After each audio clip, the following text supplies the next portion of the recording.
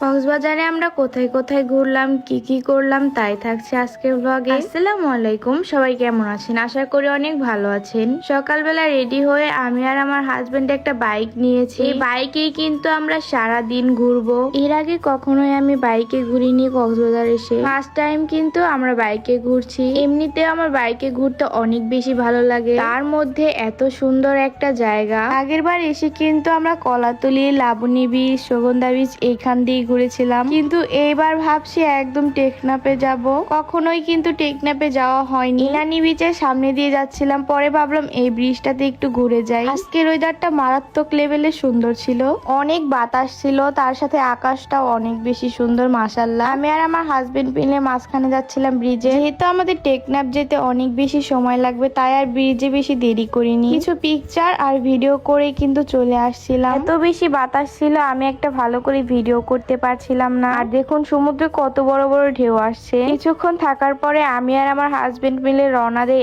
আবারও টেকনাফের উদ্দেশ্যে। কক্সবাজারে যে সমুদ্র ছাড়া এত সুন্দর সুন্দর জায়গা আছে আমি কখনোই জানতাম না। যে এই জায়গাটা আমার কাছে অনেক বেশি ভালো লেগেছে। চারপাশ দিয়ে গরু ছিল, আবার সামনে পাহাড় ছিল, সাথে সমুদ্র, ঝাউবন, অনেক কিছুই ছিল। এত বেশি কিউট জায়গাটা। এখন কত সুন্দর পাহাড় দেখা যাচ্ছে রাস্তায় থেকে। এত সুন্দর সুন্দর জায়গা দেখতে পাবো কখনোই ভাবিনি আমি। এবার কক্সবাজার এসে বুঝলাম আমাদেরকে নিয়ে মানুষ কতটা হিংসা করে। আমরা গ্রামে জন্মেছি দেখে কি আমরা কোনো শখ করতে পারবো না? কিছু পাবলিক এমন ভাবে কমেন্ট করছে, না জানি কি করে ফেলেছি। তাদের কমেন্ট দেখে আমি কিন্তু খুব ভালো করে বুঝতে পেরেছি তাদের যে কতটা পরিমাণ আমাকে দেখে জ্বলছে। আমি আগেও অনেকবার বলেছি, এখনো বলছি, আমাকে যদি ভালো না লাগে আপনাদের ব্লক মেরে চলে যান, শুধু শুধু আজে বাজে কমেন্ট করেন কেন? অনেক লোকই আছে আমাদের তিন বোনকে অনেক বেশি ভালোবাসে, অনেক পছন্দ করে। আমি কিন্তু সবার কমেন্টই পড়ি, সবাইকে রিপ্লাই দিতে না পারি। ভালো মানুষের মধ্যেও দুই তিনজন ফালতু মহিলা থাকে, তারা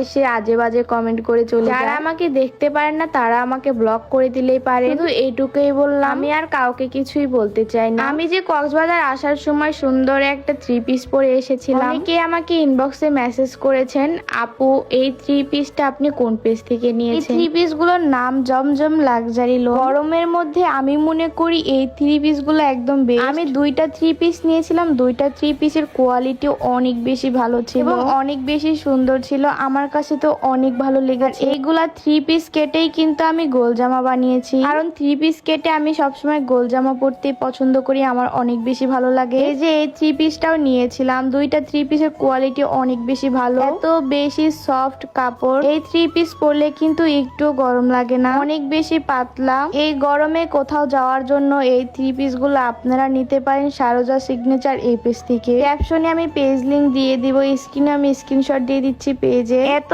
বেশি ভালো কাপড়ের কোয়ালিটি, আপনারা একবার না পরলে বুঝবেনই না। আমি কিন্তু এই থ্রি পিস গুলা প্রথমবারই পরলাম, প্রথমবারই আমার কাছে অনেক বেশি ভালো লেগেছে। আমি যে থ্রি পিস পরছি আমি কিন্তু বুঝতেই পারছিলাম না, এত বেশি ঠান্ডা লাগছিল। এটা থ্রি পিসের কোয়ালিটিটা আমার কাছে বেস্ট মনে হয়েছে, দেখতেও মাশাআল্লাহ সুন্দর ছিল, বাস্তবে কিন্তু বেশি সুন্দর মোবাইলের থেকে। আপনারা দেরি না করে এই গরমের মধ্যে আরামদায়ক কিছু পড়তে চাইলে এখনই চলে যান সারোজা সিগনেচার পেজে। আজকে কিন্তু আমার বাইকে ঘুরতে অনেক বেশি ভালো লাগছে, এত সুন্দর জায়গা, এরকম বাইক নিয়ে ঘুরতেও কিন্তু ভাগ্য লাগে। এই জায়গাটা আমি ভিডিওতে অনেকবার দেখেছি কিন্তু আসা হয়নি, সত্যি কিন্তু জায়গাটা অনেক বেশি সুন্দর। এখন এক পাশে পাহাড়, আরেক পাশে সমুদ্র, তার সাথে এত সুন্দর আকাশ। এই সুন্দর জায়গায় ঘোরার ফিলিংসটাই অন্যরকম। প্রিয় মানুষের হাত ধরে এত সুন্দর সুন্দর জায়গার ঘোরার ভাগ্য কিন্তু অনেকের হয় না, আমার হয়েছে আলহামদুলিল্লাহ আলহামদুলিল্লাহ। আমাদের কিন্তু বাসায় যেতে যেতে রাত হয়ে গিয়েছিল অনেক। ইনানি ব্রিজটা এত বেশি সুন্দর লাগছিল রাতের বেলায়। চলে আসবো পরবর্তী ব্লগ নিয়ে, ব্লগটা অনেক বেশি বড় হয়ে যাচ্ছে। সবাই ভালো থাকবেন, আল্লাহ হাফেজ।